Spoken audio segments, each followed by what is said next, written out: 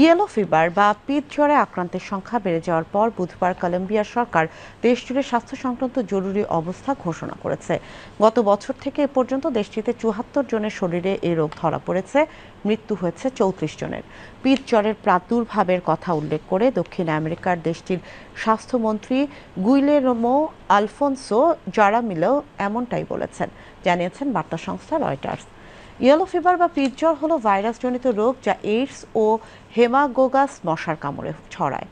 জারামিলো জানান, পিত জ্বরের প্রাদুর্ভাবে সবচেয়ে সংকটাপন্ন অবস্থায় আছে কলম্বিয়ার মধ্য পশ্চিমাঞ্চলের তলিমা। সেখানে ২২ জনের দেহে এই জ্বরের উপস্থিতি পাওয়া গেছে। এই রোগ শনাক্ত করা তুলনামূলক কঠিন, কেননা এর উপসর্গের সঙ্গে অন্যান্য অনেক রোগের উপসর্গের মিল রয়েছে।